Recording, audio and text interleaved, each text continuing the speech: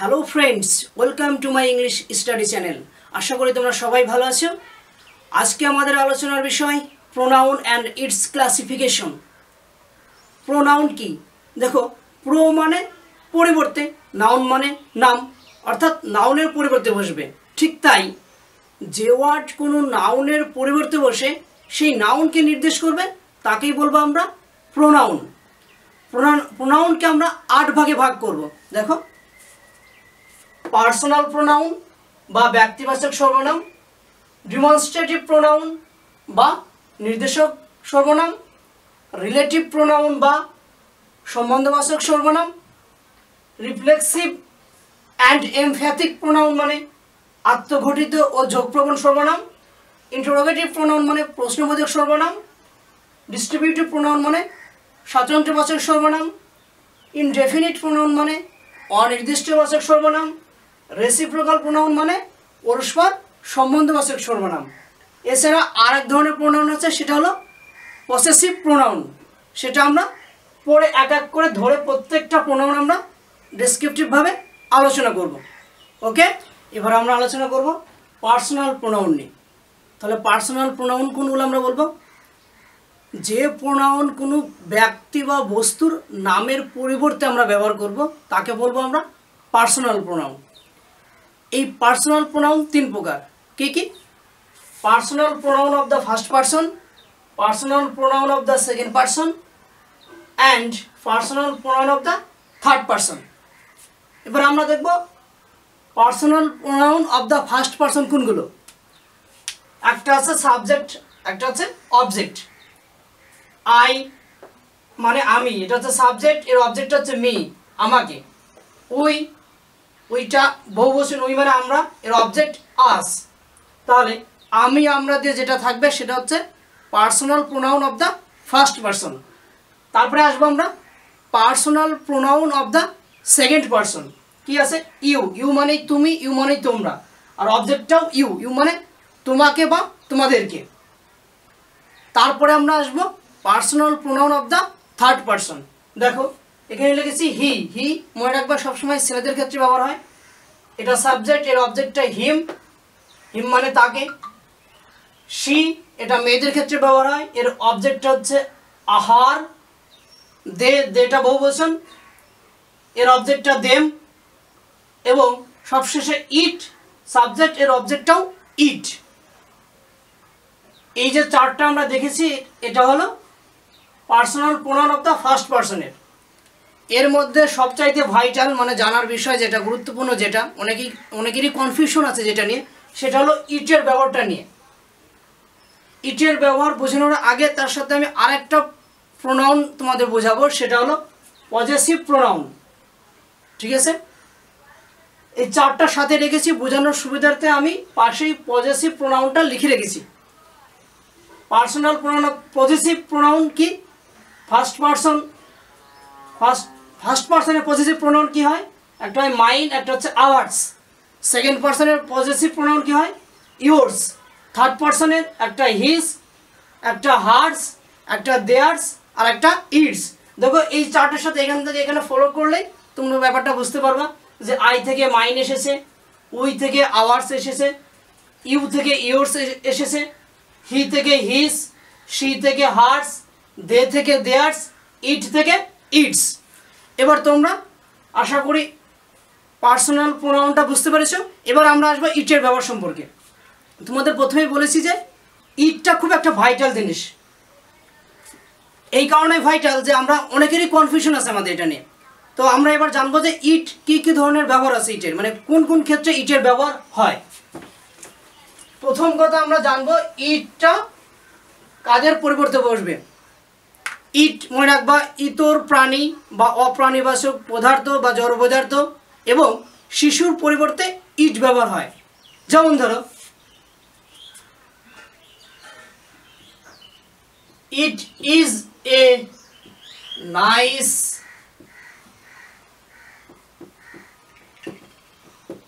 Infant.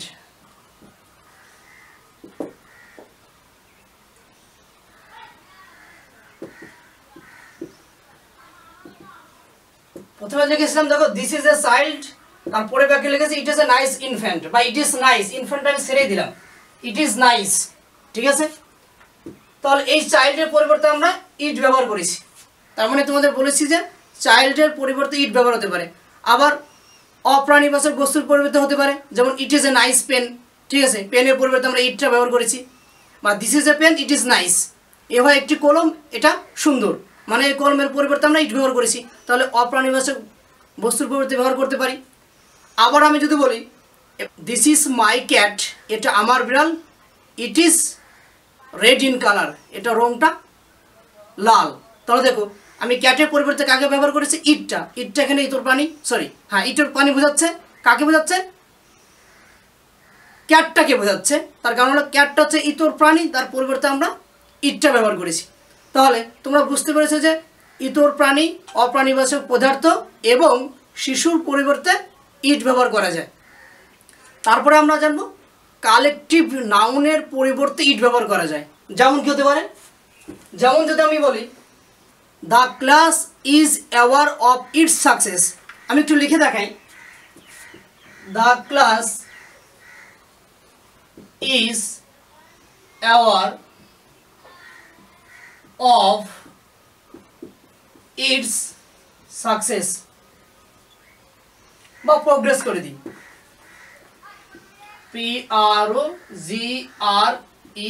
PROGRES। আমরা জানি ক্লাসটা কি কালেকটিভ নাউন, এই কালেকটিভ নাউনের পরিবর্তে আমরা ইটটা ব্যবহার করেছি, তাহলে এখানে আমরা বুঝতে পেলাম যে কালেকটিভ নাউনের পরিবর্তেও ইট ব্যবহার হতে পারে। বুঝতে পারছো তোমরা? এবারে আমরা আসবো ইমপার্সোনাল ভার্বের সাবজেক্ট রূপে ইট ব্যবহার হতে পারে। যেমন ধরো it has been raining since morning, সকাল থেকে বৃষ্টি হচ্ছে, রেইনটা ইমপার্সোনাল ভার্ব, এর সাবজেক্ট রূপে কি ব্যবহার হলো, ইটটা, তাহলে ইটটা ইমপার্সোনাল ভার্বের সাবজেক্ট রূপে ব্যবহার হতে পারে। আবার প্রিপারেটরি ইট বা ইন্ট্রোডাক্টরি ইট সাবজেক্ট রূপে ব্যবহার করা হয়, কারণ ধরো কোনো সেন্টেন্সের সাবজেক্ট নেই, তখন আমরা সাবজেক্ট কাকে ব্যবহার করি, ইটটাকে ব্যবহার করি।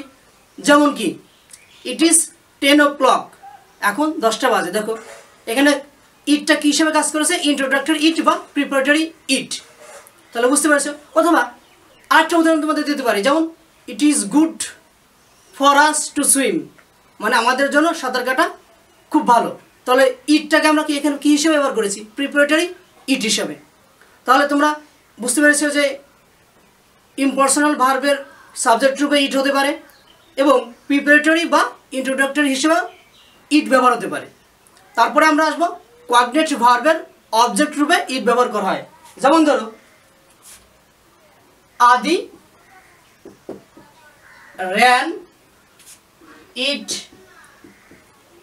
to the last, আদি শেষ পর্যন্ত দৌড়িয়েছিল। এই ইট বলতে কাকে বোঝাচ্ছে, রেসকে, কাকে বোঝাচ্ছে, রেসকে। তাহলে রেসটা হচ্ছে কগনেট অবজেক্ট, এর অবজেক্টের পরিবর্তে কি ব্যবহার করেছি আমরা, ইট। তাহলে আমরা এইটুকু বুঝতে পেরেছি যে কগনেট ভার্বের অবজেক্ট রূপে ইট ব্যবহার হতে পারে। তারপরে আমরা জানবো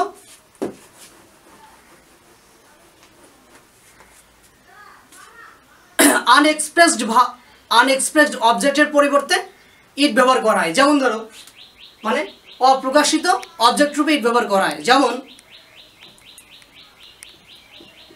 আই ক্যান নট সাপোর্ট ইট, আমি এটাকে সমর্থন করতে পারি না। দেখো ইটটা কেন অপ্রকাশিত, আমি যদি আই ক্যান নট সাপোর্ট, আমি সাপোর্ট করতে পারি না, কিন্তু যখন কি পারি না, এটাকে সাপোর্ট করতে পারি না, তাহলে ইটটা এখানে হচ্ছে আনএক্সপ্রেসড অবজেক্ট হিসেবে কাজ করেছে, ঠিক আছে, মানে অপ্রকাশিত অবজেক্ট রূপে ইট ব্যবহার করা যায়।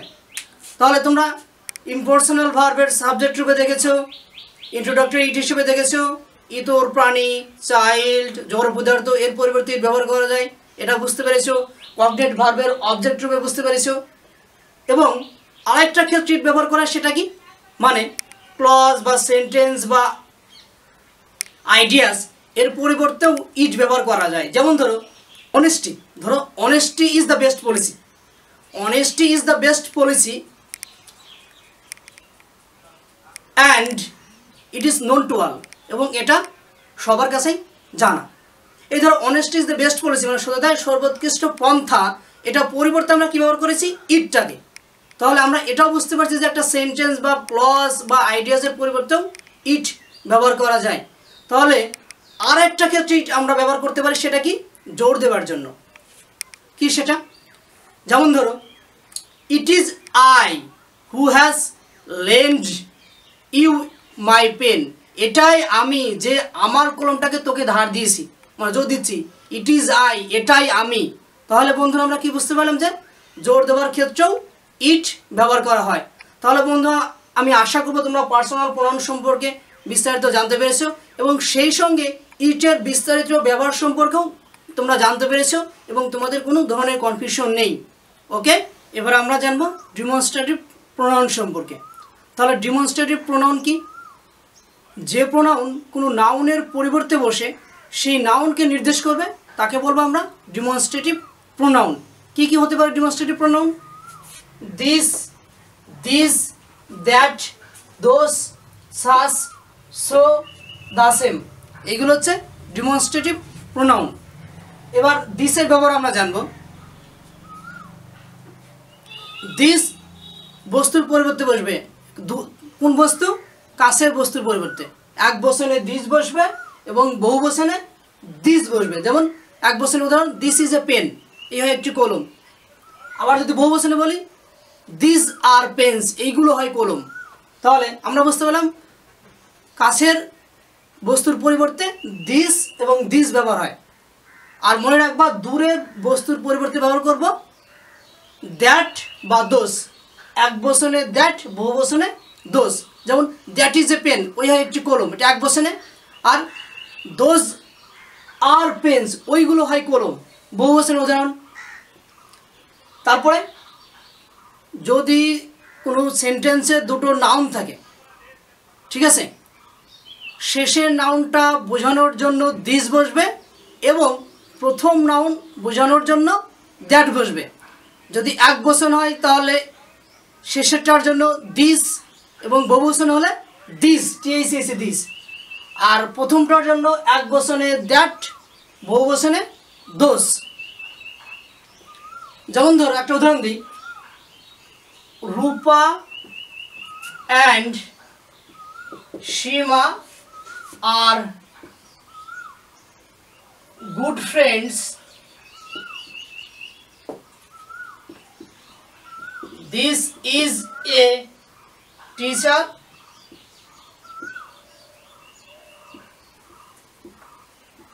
that is a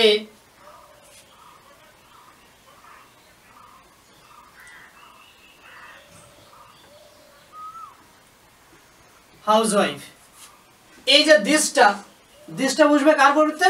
সীমার পরিবর্তে, মানে দিস মানে সীমা, আর দ্যাট মানে কে? রূপা, দ্যাট মানে রূপা। বুঝতে পেরেছ?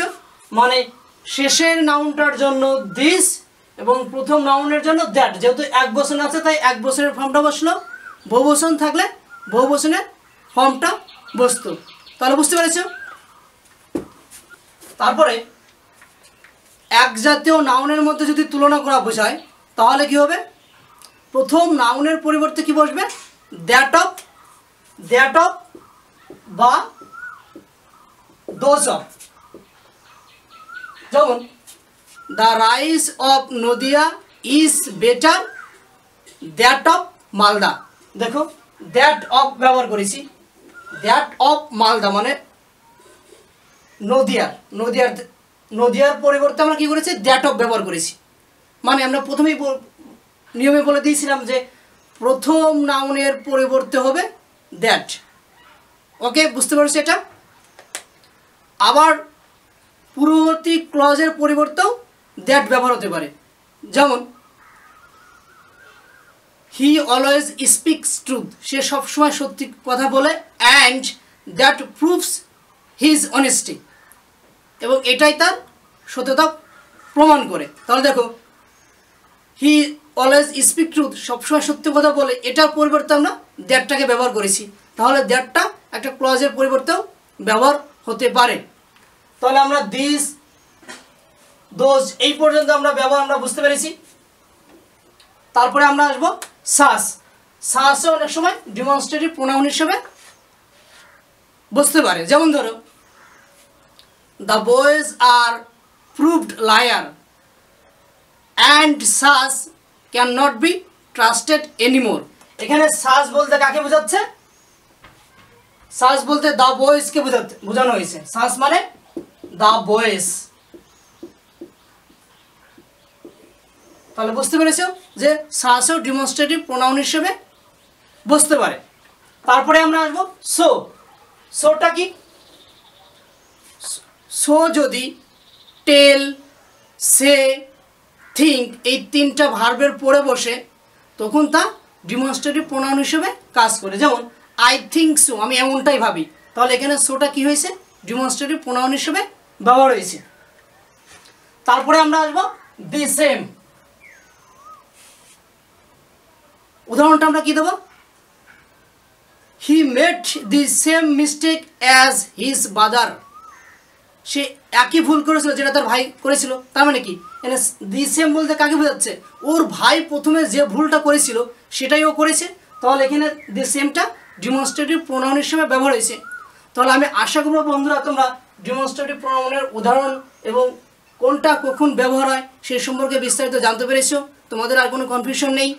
এবারে আমরা জানবো রিলেটিভ প্রোনাউন সম্পর্কে। তো রিলেটিভ প্রোনাউন কি? রিলেটিভ প্রোনাউন হলো যে প্রোনাউন কোনো নাউনের পরে বসে সেই নাউনের সাথে বাক্যের অন্যান্য অংশের সংযোগ স্থাপন করবে, তাকেই বলবো আমরা রিলেটিভ প্রোনাউন। তো রিলেটিভ প্রোনাউন কী কী হতে পারে? ধরো who, whom, whose, which, that, what, but, as, etcetera. সবসময় তোমরা মনে রাখবা হুটা হচ্ছে সাবজেক্টিভ, হুমটা অবজেক্টিভ এবং হুজটা পজেসিভ। এবারে আমরা আসবো হু এর ব্যবহার নিয়ে। হু সবসময় ব্যক্তির পরিবর্তে বসে এবং হুটা সিঙ্গুলার এবং প্লুরাল দুটোই হতে পারে। যেমন ধরো I no Ram who is a teacher. I know Ram who is a teacher. দেখো রামটা নাউন, নাউনের পরে হুটা ব্যবহার করেছি। তাহলে হু বলতে কাকে বোঝাচ্ছে? রামকে বোঝাচ্ছে। ঠিক আছে, তাহলে বুঝতে পেরেছি হুর ব্যাপারটা। তারপরে আমরা আসবো হুম। হুমটাও ব্যক্তির পরিবর্তে ব্যবহার করবো আমরা, এবং হুমটা সিঙ্গুলার এবং প্লুরাল দুটোই হতে পারে। যেমন ধরো the girl hmm I met ইস্টারডে is a student. ঠিক আছে, মানে মেয়েটা যার সাথে আমি গতকাল দেখা করেছিলাম সে একজন ছাত্রী। তবে গার্লটা হচ্ছে ব্যক্তির পরিবর্তে কী ব্যবহার করেছি? হুমটা। তাহলে বুঝতে পেরেছ। তারপরে আমরা আসবো হুজটা। হুজটা ব্যক্তি এবং বস্তু দুটোর পরিবর্তেই ব্যবহার করতে পারি। যেমন ধরো I know the man whose father is a farmer. আমি মানুষটাকে জানি যার বাবা, হুজ ফাদার, যার বাবা একজন কৃষক। তাহলে এখানে ব্যক্তির পরিবর্তে ব্যবহার করেছি। আবার যদি আমি বস্তুর পরিবর্তে ব্যবহার করি তাহলে কি হবে? The leaves whose are torn has been replaced. মানে বইটার পরিবর্তে কী ব্যবহার করলাম আমরা?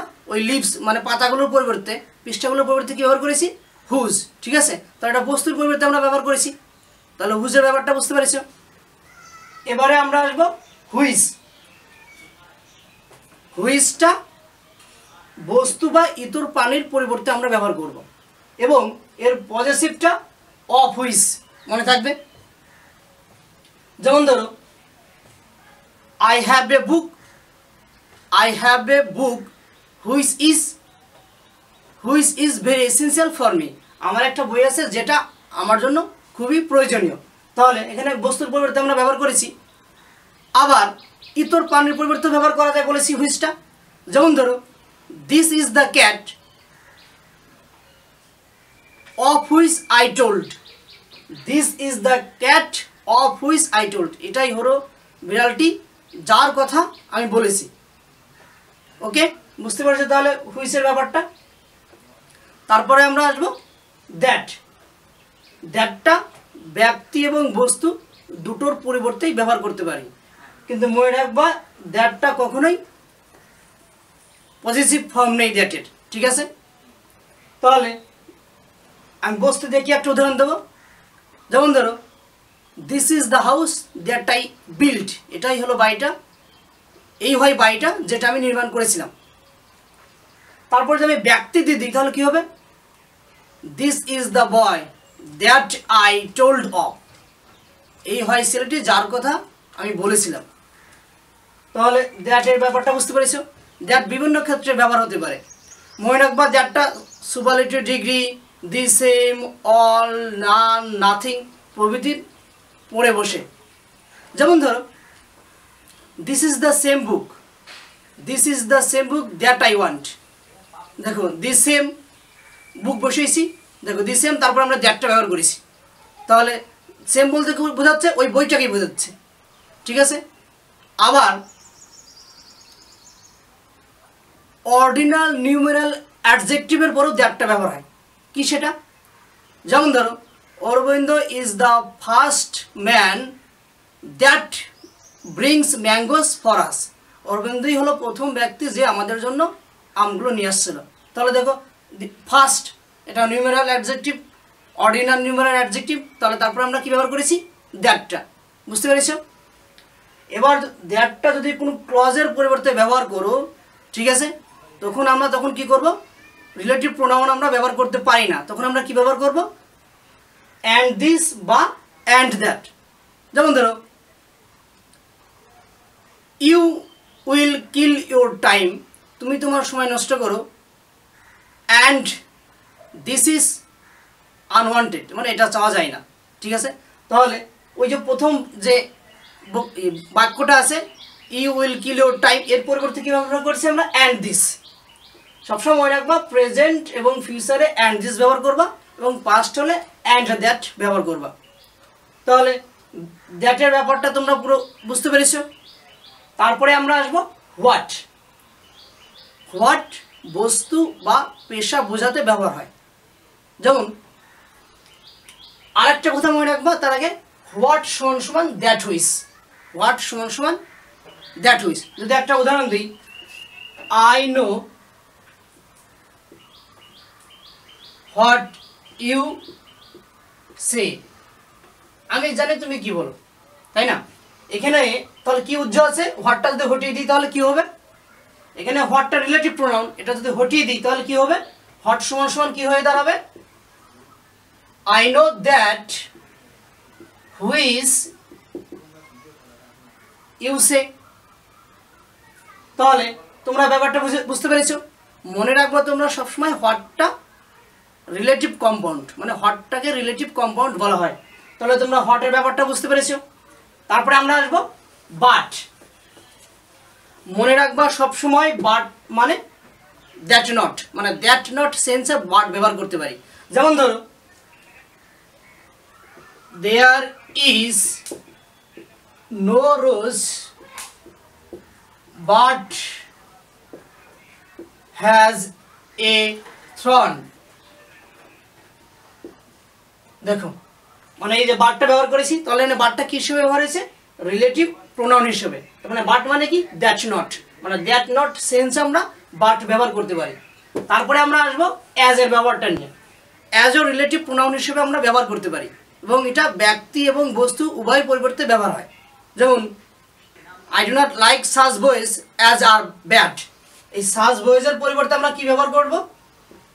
I do not like such boys as are bad. দেখো অ্যাজ, এই অ্যাজ মানে সাচ বয়েজ, ঠিক আছে। এই অ্যাজটা কখন কখন হতে পারে? দি সেমের পরিবর্তে ব্যবহার হতে পারে, অ্যাজ মেনি হতে পারে, অ্যাজ শো হতে পারে, এগুলো পরে অ্যাজটা ব্যবহার হয়। তাহলে আমি আশা করবো তোমরা রিলেটিভ প্রোনাউনের ব্যবহার সম্পর্কে বুঝতে পেরেছো, এবং রিলেটিভ প্রোনাউন কি সেটা বুঝতে পেরেছো, তোমাদের কোনো ডাউট নেই। এবারে আমরা আলোচনা করব রিফ্লেক্সিভ অ্যান্ড এমফ্যাটিক প্রোনাউন নিয়ে। প্রথমে আসবো আমরা রিফ্লেক্সিভ। রিফ্লেক্সিভ প্রোনাউন কাকে বলবে? মানে যখন সাবজেক্ট এবং অবজেক্ট একই ব্যক্তি বোঝাবে তখন পার্সোনাল প্রোনাউনের সাথে সেলফ বা সেলভস যুক্ত হয়ে যে প্রোনাউন গঠিত হবে তাকে আমরা বলবো রিফ্লেক্সিভ প্রোনাউন। কী কী হতে পারে রিফ্লেক্সিভ প্রোনাউন?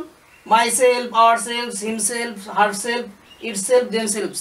দেখো খেয়াল করো, আই থেকে মাই সেলফ, উই থেকে আওয়ার সেলফস, হি থেকে হিমসেলফ, হার থেকে হারসেলফ, ইট থেকে ইটসেলফ, দে থেকে দেমসেলফস। মানে এক বচনে সেলফ, বহু বচনে সেলফস। তাহলে একটা বাক্যে একটা উদাহরণ দিই রিফ্লেক্সিভ প্রোনাউনের।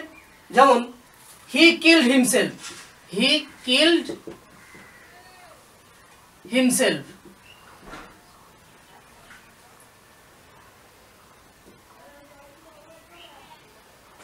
হি কিল্ড হিমসেলফ, তাহলে হিমসেলফটা কি এখানে রিফ্লেক্সিভ প্রোনাউন। তাহলে রিফ্লেক্সিভ প্রোনাউন বুঝতে পেরেছো? চারটার দিকে খেয়াল করলে তোমরা পুরো ব্যাপারটা ক্লিয়ার হবে। তারপরে আমরা আসবো এমফ্যাথিক প্রোনাউন। মানে রিফ্লেক্সিভ প্রোনাউন যখন জোর দেওয়ার জন্য ব্যবহার করব আমরা, যখন আমরা জোর দেওয়ার জন্য ব্যবহার করব তখনই আমরা তাকে বলবো এমফ্যাটিক প্রোনাউন। যেমন he himself, he himself did the work. সে নিজেই কাজটা করেছিল, জোর দেওয়া যাচ্ছে। সবসময় মনে রাখবা তখনই ওটা এমফ্যাটিক প্রোনাউন হবে যখন সেটা নাউন বা প্রোনাউনের পরে বসবে। মানে রিফ্লেক্সিভ প্রোনাউনটা যখন নাউন বা প্রোনাউনের পরে বসবে তখনই জোর দেওয়া বোঝাবে। তাহলে তোমরা রিফ্লেক্সিভ অ্যান্ড এমফ্যাটিক প্রোনাউন সম্পর্কে বুঝতে পেরেছো। এবারে আমরা আলোচনা করব ইন্টারোগেটিভ প্রোনাউন নিয়ে। ইন্টারোগেটিভ প্রোনাউন কী হতে পারে? হু, হুম, হুজ এবং হোয়াট। এর আগেই তোমাদের বলেছি হু সাবজেক্টিভ, হুম অবজেক্টিভ, হুজটা পজেসিভ। হু অনির্দিষ্ট ব্যক্তির পরিবর্তে ব্যবহার করবো আমরা, ঠিক আছে? যেমন who is waiting for you, তোমার জন্য কি অপেক্ষা করছে, ঠিক আছে? তাহলে হুটা এখানে interrogative pronoun. Whom, whom do you want, তুমি কাকে চাও, হুমটা এখানে ব্যক্তির পরিবর্তে ব্যবহার করেছি। হুজটা, হুজ বুক ইজ দিস, এটা কার বই, ঠিক আছে? তাহলে হু, হুম, হুজের ব্যবহার বুঝতে পেরেছ। তারপরে আমরা আসবো হুইচটা নিয়ে। হুইচটা ব্যক্তি, বস্তু এবং ইতর প্রাণী তিনটার পরিবর্তেই ব্যবহার হতে পারে। এবং মনে রাখবা হুইচ একাধিক ব্যক্তি বা বস্তুর মধ্যে, ঠিক আছে, যে কোনো একটাকে বোঝাতে হুইচটা ব্যবহার করব। যেমন ধরো which of the books do you want, বইগুলোর মধ্যে তুমি কোনটা চাও, ঠিক আছে? মানে অনেকগুলোর মধ্যে একটা বোঝাতে আমরা হুইচ ব্যবহার করব। আবার হুইচ ইজ হি, ঠিক আছে, যদি আমি বলি হুইচ ইজ হি মানে অনেকগুলো ব্যক্তির মধ্যে তাকে বলছি, মানে সে কে, মানে বেশ কয়েকজন ধরো লোক ছিল তার মাঝখানে আমি বলছি হু ইজ হি, সে কে, ঠিক আছে? তাহলে আমরা হুইচটা বুঝতে পারলাম ব্যক্তির পরিবর্তেও হতে পারে, বস্তুর পরিবর্তেও হতে পারে। তারপরে আমরা আসবো হোয়াট। হোয়াট মানে কি? যেমন ধরো হোয়াট ডু ইউ ওয়ান্ট, তুমি কি চাও, ঠিক আছে? মানে হোয়াটটা সবসময় বস্তুর পরিবর্তে আমরা ব্যবহার করব। আবার হোয়াট থেকে আমরা হোয়াট নটও নিয়ে আসতে পারি। যেমন ধরো Seema sang danced and what not, মানে সীমা গাইলো, নাচলো এবং কি করলো না। তাহলে হোয়াট নট, কত কি না করলো, ঠিক আছে?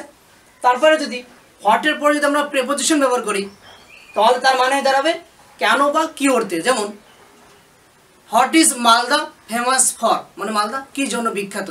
তাহলে বন্ধুরা তোমরা ইন্টারোগেটিভ প্রোনাউন সম্পর্কে বুঝতে পেরেছো। এবারে আমরা আলোচনা করব ডিস্ট্রিবিউটিভ প্রোনাউনটা নিয়ে। ডিস্ট্রিবিউটিভ প্রোনাউন কোনটা? মানে যে প্রোনাউন এক জাতীয় একাধিক ব্যক্তি বা বস্তুর মধ্যে প্রত্যেকটিকে পৃথকভাবে বোঝাবে তখন আমরা তাকে বলবো ডিস্ট্রিবিউটিভ প্রোনাউন। কি কি হতে পারে সেগুলো? ইজ হতে পারে, আইদার হতে পারে, নাইদার হতে পারে। ইজ এর ব্যবহার, ইজ কখন ব্যবহার করব, মানে ইজটা হচ্ছে প্রত্যেকটা ব্যক্তি বা বস্তুকে এক এক করে বোঝানোর ক্ষেত্রে আমরা ইজ ব্যবহার করব। ইজ এর ব্যবহার তিন ধরনের হয়। অ্যাট দ্য বিগিনিং মানে শুরুতে, যেমন একটা is of the boys is guilty, ছেলেদের মধ্যে প্রত্যেকেই ছিল দোষী। ইন দ্য মিডল মানে মাঝে ব্যবহার হতে পারে কি, the boys have got is pen, ছেলেরা প্রত্যেকেই সবগুলো পেন পেয়েছিল, মানে ছেলেরা প্রত্যেকটি পেনই পেয়েছিল, ঠিক আছে। তারপরে হবে উইথ নিউমেরালস মানে নাম্বারের পরে কি হতে পারে, দ্য বয়েজ হ্যাভ গট 10 টাকা ইজ, মানে প্রত্যেকটা ছেলেই 10 টাকা করে পেয়েছিল। মনে রাখবা ইসের পূর্বে যদি অ্যান্টিসিডেন্ট না থাকে তাহলে ইজ সবসময় সিঙ্গুলার এবং এরপরে সিঙ্গুলার ভার্বই বসবে। যেমন ধরো এখানে দিয়েছি is of the boys is guilty, যেহেতু ইসের আগে কোনো অ্যান্টিসিডেন্ট নেই তাই এটা সিঙ্গুলার এবং ভার্বটা সবসময় সিঙ্গুলার নেবে। কিন্তু যদি ইসের অ্যান্টিসিডেন্ট প্লুরাল হয় তাহলে ইসটা সবসময় প্লুরাল। যেমন the students is have done their duties, মানে প্রত্যেকটা ছাত্রছাত্রী তাদের দায়িত্ব বা কর্তব্য পালন করেছিল, ঠিক আছে। তাহলে কি বুঝতে পারলাম যে ইসের পূর্বে অ্যান্টিসিডেন্ট থাকলে যদি সেটা প্লুরাল হয় তাহলে ইসটা প্লুরাল, আর যদি অ্যান্টিসিডেন্ট না থাকে তাহলে ইসটা সবসময় সিঙ্গুলার। ওকে, তারপরে আমরা আসবো আইদার। আইদার কখন ব্যবহার করবো আমরা, মানে দুই বা তার বেশি ব্যক্তি বা বস্তুর মধ্যে কি একটিকে অন্যটি থেকে পৃথক করে বোঝাতে আমরা আইদার ব্যবহার করব। যেমন you may take either of the two pens, মানে দুটো পেনের মধ্যে যে কোনো একটা তুমি নিতে পারো। আবার এই আইদারটা আবার দুই বা তার বেশি ব্যক্তি বা বস্তু প্রত্যেককে বা উভয়কেই বোঝাতে পারে। যেমন they stood on the side of the bed, মানে they stood on the either side of the bed, মানে কি তারা বেডের দুদিকেই, ঠিক আছে, উভয় পাশেই দাঁড়িয়েছিল। তাহলে আইদার মানে এখানে বোথ মানে উভয় বোঝাচ্ছে, ঠিক আছে। তারপর আমরা কি বুঝতে পারলাম, আইদারটা দুটোর মধ্যে একটাকে পৃথক করে বোঝাতে পারে আবার দুটো বোঝাতে পারে। এবার নাইদার হচ্ছে আইদারের নেগেটিভ, মানে দুটোর মধ্যে একটাও না বোঝাতে নাইদার ব্যবহার করব। যেমন neither of the two pens is mine, ঠিক আছে, দুটো কলমের মধ্যে কোনোটাই আমার না, ঠিক আছে। মনে রাখবা ইসের পরে যদি নাউন থাকে তাহলে সেগুলো অ্যাডজেক্টিভের কাজ করে। তাহলে আমি এবার আশা করবো তোমরা ডিস্ট্রিবিউটিভ প্রোনাউন সম্পর্কে বুঝতে পেরেছো। এবারে আমরা জানবো ইনডেফিনিট প্রোনাউন সম্পর্কে। ইনডেফিনিট প্রোনাউন কি, মানে যে প্রোনাউন অনির্দিষ্ট ব্যক্তি বা বস্তু বোঝাতে আমরা ব্যবহার করব তাকেই বলবো আমরা ইনডেফিনিট প্রোনাউন। কি কি হতে পারে, ওয়ান, ওয়ান্স, এনি, আদার, আদার্স, নান, সাম, এক্সেট্রা। মনে রাখবা ওয়ান সাবজেক্ট, ওয়ানটাই অবজেক্ট এবং ওয়ান্সটা পজেসিভ। যেমন ধরো ওয়ান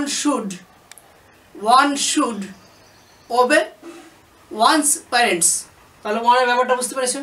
মনে রাখবে সবসময় ওয়ানটা হচ্ছে সিঙ্গুলার এবং সিঙ্গুলার ভার্ব নেয়। যেমন one of the boys is my friend, ছেলেগুলোর মধ্যে একজন আমার বন্ধু। দেখো ওয়ান বসিয়েছি, ওয়ান অফ দ্য বয়েজ, তারপরে ইজ দিয়েছি, যেহেতু ওয়ানটা সাবজেক্ট তাই এখানে ইজ বসলো।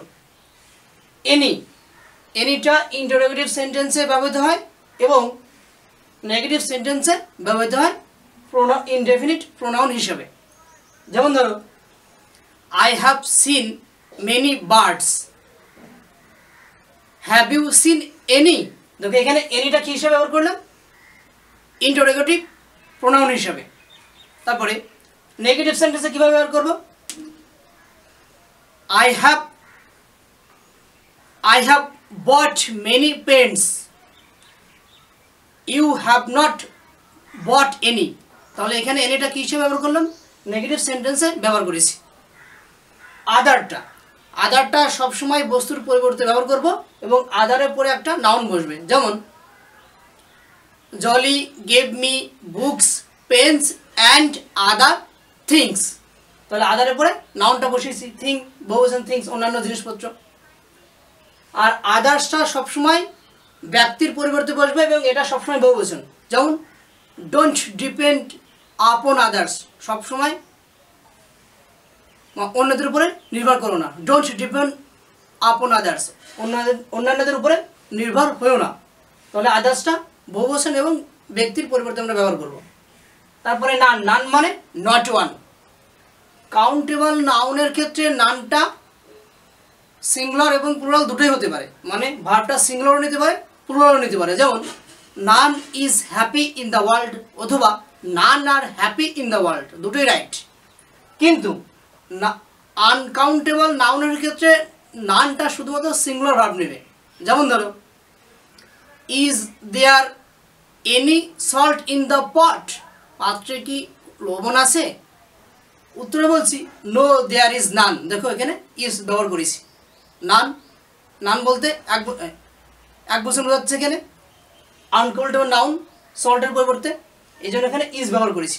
তাহলে তোমরা বুঝতে পেরেছো নানের ব্যাপারটা। সাম, সামটা ব্যক্তি এবং বস্তু দুটোর ক্ষেত্রে আমরা ব্যবহার করতে পারি এবং এটা প্লুরাল। বস্তুর ক্ষেত্রে কী হবে?